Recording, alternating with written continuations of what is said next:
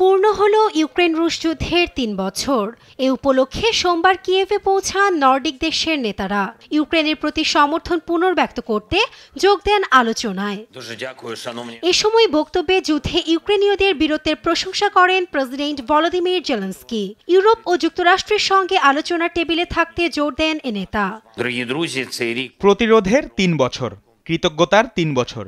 ইউক্রেনীয়দের ৩ বছরের এ বীরত্বে আমি গর্বিত। কিয়েভ সম্মেলনে ইউক্রেনের প্রতি সমর্থন পুনর্ব্যক্ত করেছেন বিশ্ব নেতারা, যেখানে অনলাইন ও সরাসরি উপস্থিত ছিলেন কানাডিয়ান প্রধানমন্ত্রী জাস্টিন ট্রুডো, ইউরোপীয় কমিশনের সভাপতি উর্সুলা ভন ডের লিয়েন, তুরস্কের প্রেসিডেন্ট এরদোয়ান, জাপানের প্রধানমন্ত্রী সহ আরও অনেক শীর্ষ নেতারা। ইউক্রেনকে একটি ন্যায্য ও স্থায়ী শান্তি নিশ্চিত করতে আমাদের যথাসাধ্য চেষ্টা করতে হবে। এমন একটি শান্তি যা ইউক্রেনীয়দের আলোচনার টেবিলে না রেখে অর্জন করা সম্ভব নয়। কানাডা ঠিক এই বিষয়টির উপরই মনোযোগ দিচ্ছে। কানাডা শুরু থেকে ইউক্রেনের একটি অটল অংশীদার এবং এটি কখনো পরিবর্তন হবে না। ইউক্রেনের যুদ্ধ ইউরোপের ভবিষ্যতের জন্য সবচেয়ে বড় সংকট হিসেবে আছে।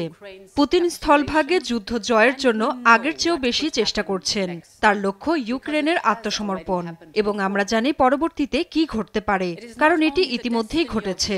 এতে কেবল ইউক্রেনের ভাগ্যই নয়, ইউরোপের ভাগ্যও ঝুঁকিতে রয়েছে।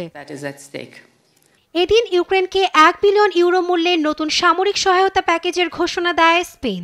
২০২৪ সালে হওয়া ১০ বছরের দ্বিপাক্ষিক নিরাপত্তা ও প্রতিরক্ষা চুক্তির অংশ হিসেবে এই প্যাকেজের ঘোষণা দেন দেশটির প্রধানমন্ত্রী পেড্রো সানচেজ।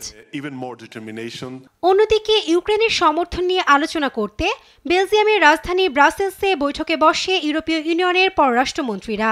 এ সময় ইউক্রেনে রাশিয়ার আগ্রাসনের ৩ বছর পূর্তিতে ১ মিনিট নীরবতা পালন করেন তারা।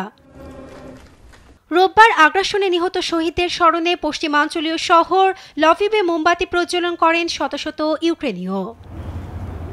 এদিকে ইউক্রেন সংঘাতের ৩য় বার্ষিকীতে রাশিয়ার প্রেসিডেন্ট ভ্লাদিমির পুতিনকে তরবারি ও ঢাল উপহার দিয়েছেন রাশিয়ার গ্র্যান্ড মুফতি তালগাত তাজউদ্দিন। নাসরিন আক্তার, নিউজ ডেস্ক, দেশ টিভি।